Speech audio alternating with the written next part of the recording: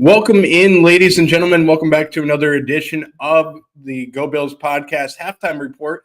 I am your host and founder of the page, Brett McDurphy. Glad to be with you today as the Bills are at halftime right now on the Indianapolis Colts. 20-13 is the score of the halftime.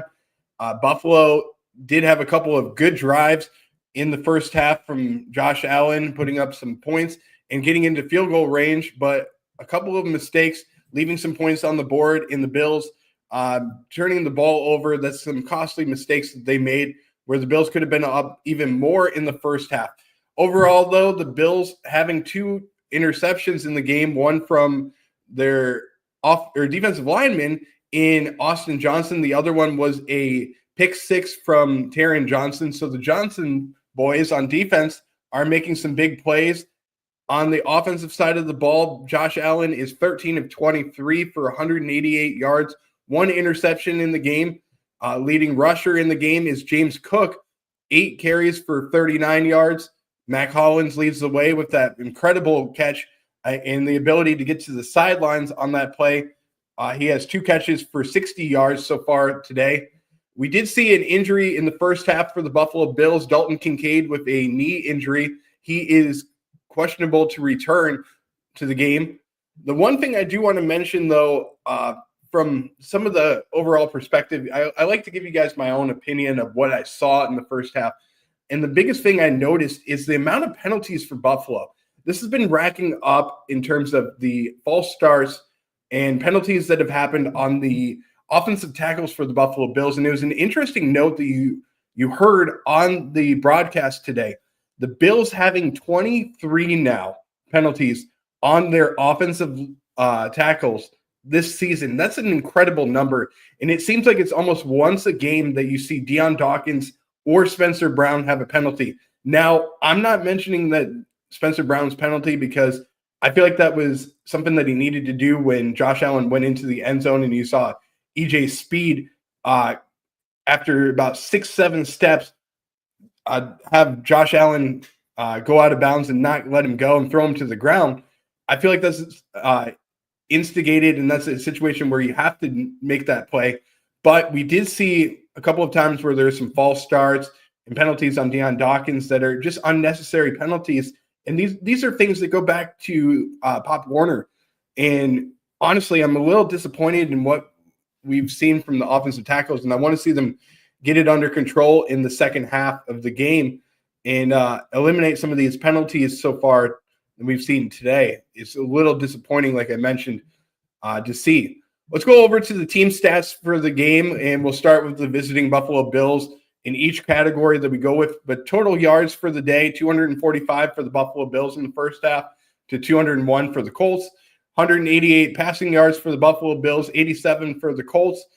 57 rushing yards for the Bills today, 114 for the Colts, 6.8 yards per play, which was added up because of the Mac Hollins first down to get into field goal range to the Colts is 6.5. Total first downs, 11 for the Bills, 9 for the Colts.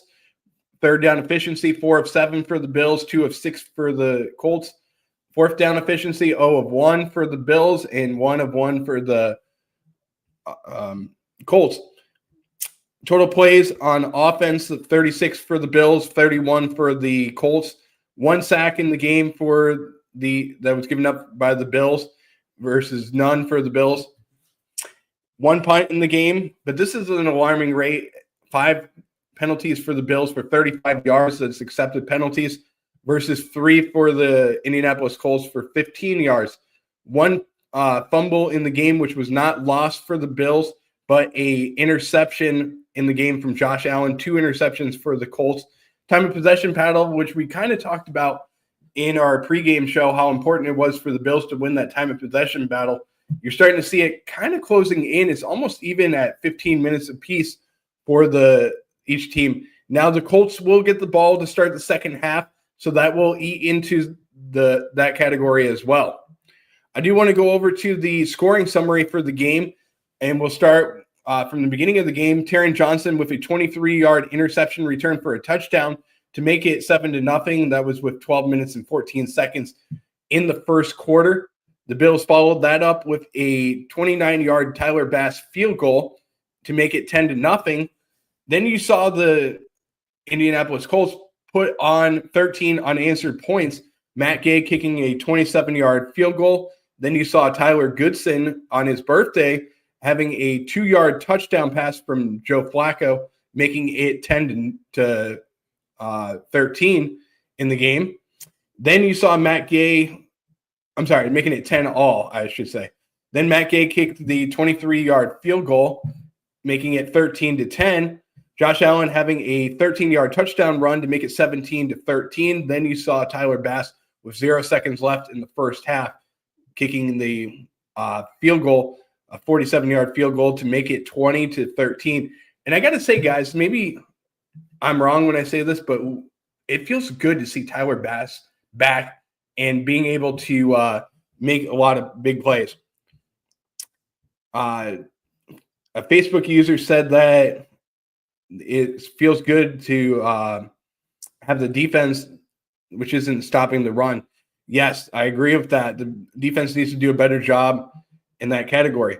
Give me 1 second, guys. I'm going to see if I can get my charger. I didn't plug in my charger, unfortunately, so I need to get my computer charger real quick and get that charged so that we can get you more of the show. I'm going to continue on with the show, though.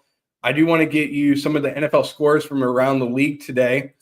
We will start off with the AFC East, and the New England Patriots are up on the Bears 13-3.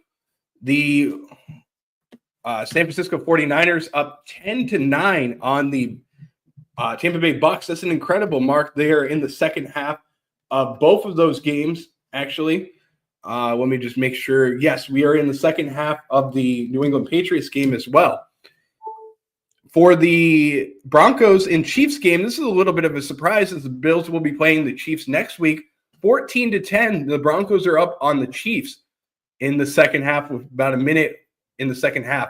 The Commanders are up 17-14 on the Steelers. The Jaguars and Vikings game, that's a low-scoring game, 7-3. The Jaguars are up on the Vikings.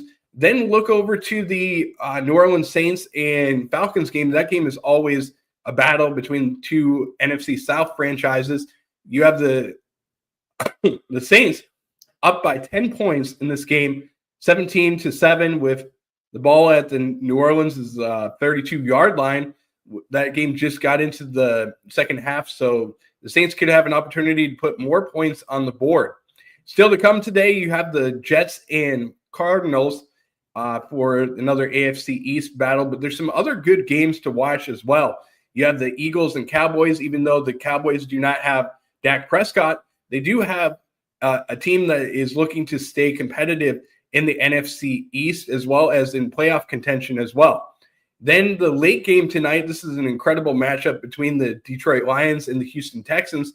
Monday night is going to be another AFC East team in the Miami Dolphins versus the Los Angeles Rams. So that'll be interesting to see.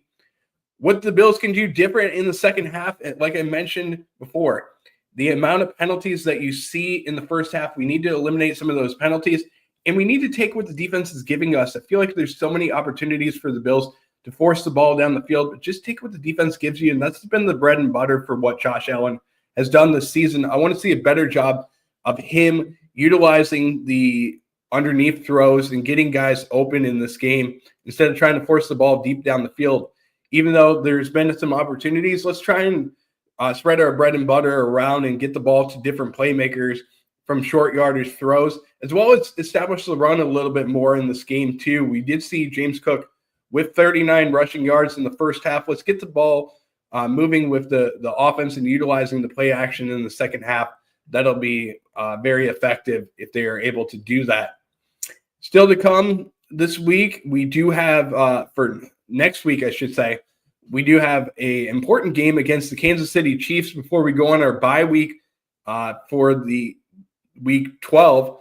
So we need another 2 solid games for the Buffalo Bills. As I mentioned before in the pregame show, I want to mention it again if you haven't seen it yet. Keon Coleman and Amari Cooper are both out today So the Bills are relying on a little bit different of a wide receiver core today, utilizing Mac Hollins as well as Curtis Samuel, who has stepped up a little bit today, and Khalil Shakir as their 3 wide receivers. It'll be important to see what the Bills do in the second half in order to get these players going, especially if Dalton Kincaid is going to be out for the rest of the game. So we'll keep you guys updated if we have more information on what's going on with Dalton Kincaid, but he is in the locker room with the Buffalo Bills, and it is a knee injury, as we had mentioned. He's questionable to return. Other news from the game, I know that there is another injury for the Indianapolis Colts as one of their offensive linemen. It seems like he's going to be out for the rest of the game. I will get you more information on that as it comes in. I don't remember his name, to be honest with you guys, but as soon as more information comes in, we will let you know. Don't forget to like and subscribe. Follow us on all social media. You can find us on YouTube, Instagram, Facebook, TikTok, and Twitter, as well as Threads. And also don't forget that we will be going live immediately following the conclusion of the Bills game on Go Bills podcast, as well as on Nickel City Mafia tonight at 10 o'clock Eastern Standard Time. I will be on there as well. So if you're looking for more Bills content, click on over to Nickel City Mafia as well as myself and check out the videos that we are doing. One side note that I do want to mention, another former Buffalo Bills wide receiver having an incredible first half for the New Orleans Saints. 3 catches for 109 yards and 2 touchdowns for Marquez Valdez-Scantling for the former Buffalo Bill, who played this season with them, having a good first half for them. So I just wanted to mention that real quick before we let you guys go. But we will see you after the game, and as always, Go Bills.